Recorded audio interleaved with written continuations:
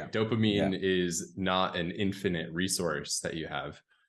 It's finite. You only have so much of it to work with. And when you blow large amounts of it on things like porn, video games, drugs, then it takes your brain a while to recover from that.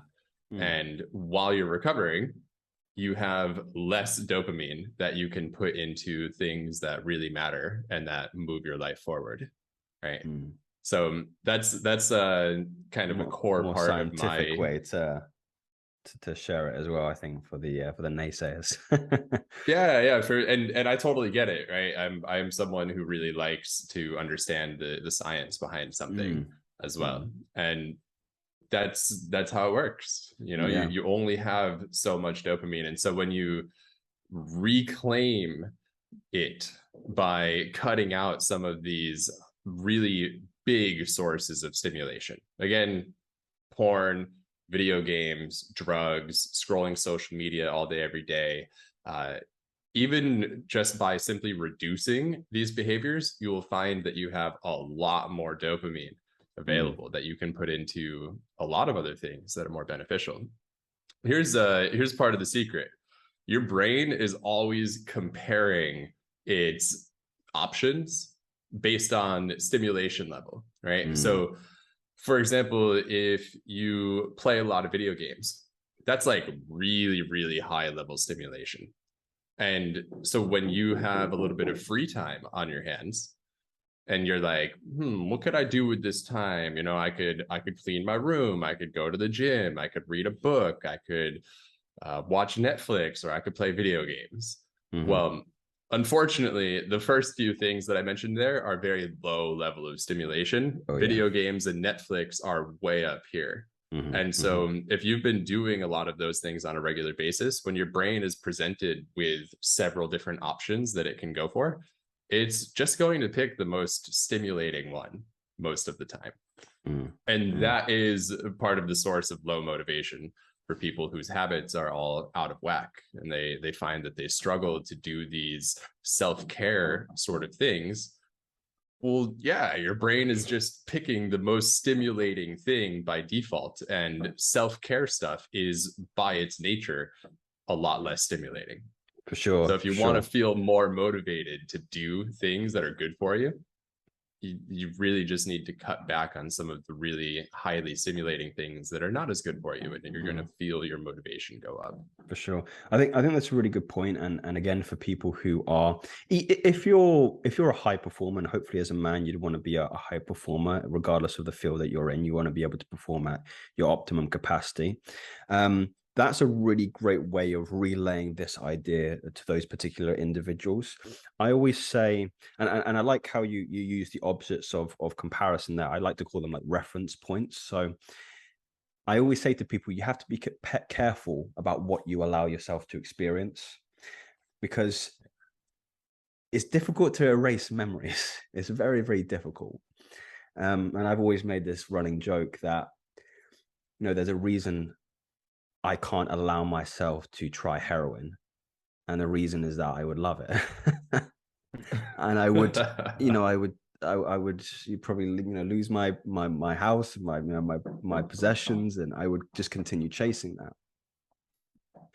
In the same vein, it's important to recognize that pornography, particularly, and video games, is a super stimuli. And once you begin to reduce your exposure to that, you find more pleasure in novel things that you wouldn't previously, as you start to cut back on the influx of that neurochemical. Again, people laugh at me, but like I live on the south coast of England, so I'm like literally 10 minutes away from the beach. I love long walks on the beach, just going out in the evenings and just walking. The old cliche. Yeah. And it's a really, really, like, it gives me a lot of pleasure. And I have no doubt that's a consequence of me being able to heal my neurochemistry in relation to these really, really, really dopamine producing tasks, habits. And I think what would be really interesting, I mean, I'm sure people would have heard this idea of a dopamine detox and dopamine fasting. It is remarkable how sensitive you become to trite things like listening to music once you've experienced a long period of just abstinence, of living like an ascetic, of monk mode, as it were. You know, I'm wondering if that's something that you've done before, Devon, and if that's ever like an option that you invite your clients to consider. Yeah, cool. Yeah, I'm happy to talk about this a little bit. I think it's a solid next topic for us, this whole Mm, dopamine detox thing. I'm interested to hear where you stand on it as mm, well. Um, for me, where I stand on dopamine detoxing is that it can be really valuable, mm-hmm. but I think that it is of limited value when practiced in the way that it has been popularized. Okay. So, the way that dopamine fasting, for those who don't know, has been popularized is people will go for maybe a day or 2 days where they just go hardcore balls to the wall. I'm not doing anything stimulating. So Yeah. they no porn, no sex, no masturbation. Some people even like don't eat food or listen to Yeah. music, I've heard of these or ones. read books. That's like super hardcore. But yeah, no drugs, no alcohol. Just like they just withdraw from everything stimulating Yeah. for a day or two. Mm-hmm. The issue I see with that is that it doesn't actually create a long-term habit change, right? It could be a helpful reset, and I'm certain that you will learn something about yourself and find it to be a valuable experience doing it.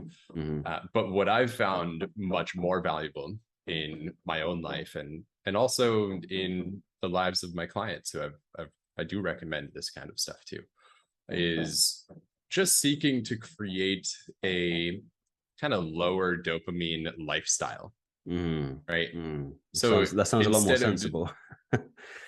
yeah, it's a long-term strategy, Mm, right? And so instead of just doing absolutely none of anything, maybe putting some healthy limits on things. For a long time, I did like I used to watch a lot of Netflix, right? mm, It used to just be one of my favorite ways to pass the time. And earlier on, I decided, all right, I'm going to limit myself to an hour of Netflix a day mm-hmm, at the end of the day. And that was like pretty sustainable for me. I started reading a lot more instead. Now down the line here, I've just decided to totally cut out Netflix and YouTube. And I read a lot. I go for walks and runs and whatever, mm-hmm, but I'm not opposed to like watching a really good movie sometime mm-hmm, or doing like maybe I'll like smoke a little bit of weed mm-hmm, on occasion, right? It's not something I do on a regular basis, but every now and then it's fine. So I live this kind of lower dopamine lifestyle where like I go for walks out in the sun, I go and lay in the sun and read a book for a while. I go to the gym a bunch. I make social plans with people as well. Social plans are like one of the best ways of giving yourself some healthy yeah, I dopamine. agree. I agree um, for sure. and so I found a way to make it into a sustainable lifestyle, and I've been doing it for quite a while now, and my life feels much the better for it. I don't feel like I'm depriving myself. If I really want to like indulge a little bit here or there, I will, but I've removed these things as like a regular Mm. part of my lifestyle, and it works really well for me. I Yeah, really where do like you that. stand? I no, I agree. I mean, it's hard for me to disagree. I mean, balance is really the kind of word that was cropping up the most for me in relation to that particular response.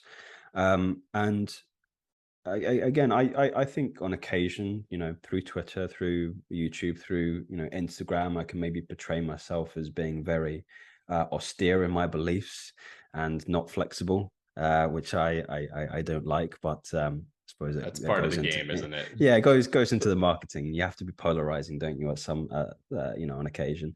But in relation to what I feel is a healthy medium, I certainly believe in that. What the factor I wanted to put into that is just being present with it. I think what happens is that most people, especially if you live in like modern Western cultures, that because you've got so much stimuli coming in, and your reference for pleasure is just going up and up and up and escalating up and up and up, you're constantly in a state of wanting, and you're always looking for the next big hit. What's going to be the better, dirtier video, what's going to be the better movie, or what's going to be the better Instagram post or whatever. And you're always chasing, you're always in that kind of chaser effect, and it can be like a spiral downwards. And whilst I believe overindulgence in this capacity is very, very detrimental to your well-being, I don't believe completely cutting it out is a solution either.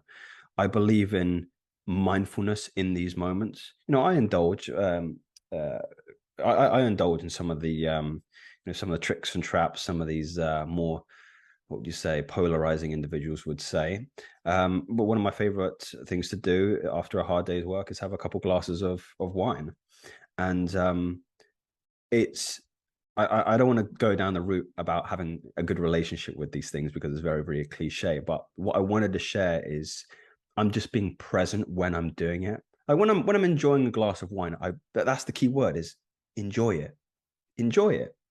If you do like watching a movie after a long day's work, enjoy it. Just don't sit there in anxiety and stress and depression thinking, oh, I should be doing this, I should be doing this, so I feel guilty that I'm wasting all this time. If that's what you like and that what brings you peace and makes you feel whole, just be there with it.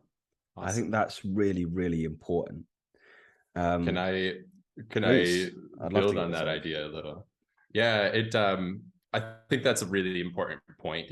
I would never like tell someone that they should do what I've done and just decide to like watch no YouTube, no Netflix. For me, that's something that I just decided to do for me, because I spent whatever 15 plus years of my life watching tens of thousands of hours of content and playing tens of thousands of hours of video games, and like just I've spent so long hooked into all of the content that now I've really decided that I very much want to spend my time and my energy and my life in a different way and engaging with the real world as much as I possibly can. So that's just where I am because of my personal journey through life. There's absolutely nothing wrong with enjoying some of these things, right? 100%. It's all good. It's excess that is the poison. For sure, for sure. And it's funny when I think about this particular idea, is that when I was really in that excess, I was rarely there. Like I remember when I was at university and I used to smoke weed, every single day. I used to get up, wake and bake, go to sleep, smoke a spliff.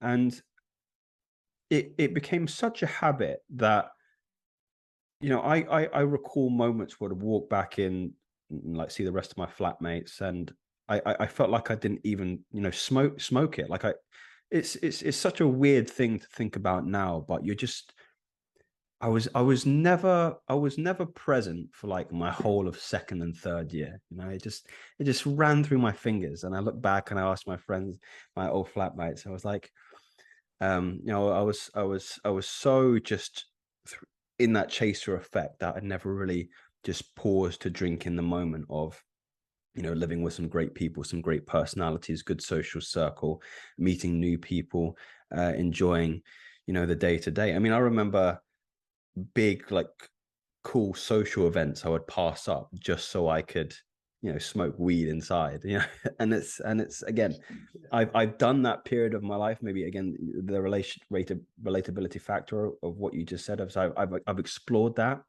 I've done that path, and I'm just ready for the next thing. I'm ready to be more present with more novel things, like walking on the beach, getting sun on my skin, and just being there. I don't want to skip past that because I think it's so essential. Yeah, I really like your point there that you weren't even really present for a couple of years, and so I've also walked down that path a lot. You know, I've done my fair share of um, illicit activities, let's call them. Yeah. And what I've ultimately found is that it made me feel a lot less present and a Mm. lot less connected with the people in the moment around me. And so part of my development as a person is actually I'm completely sober at this point. Mm. Wow. For the first time in like, so I've been completely like dead as a doorknob sober for like 3.5 months now. And when I say that, I Wow. mean like no alcohol, no weed, no nicotine, no drugs, no caffeine. I mean, Wow. maybe like Nothing. occasional caffeine, but like for the first time since I was 15 years old, I am not consuming any kind of substances. Damn. No medications and like no psychoactive substances at all for the first time in like 13 years. And that's a very like new development for me just in the past 3-4 months here. And I've found peace with Mm. it, Wow. which is really, yeah, it's interesting because I spent over a decade, as you said, in that chaser effect where I was like always looking forward to the next thing, trying to find the next thing. And it's really interesting for me now to be in this state of peace where I feel I don't feel a pull towards those things anymore. Mm.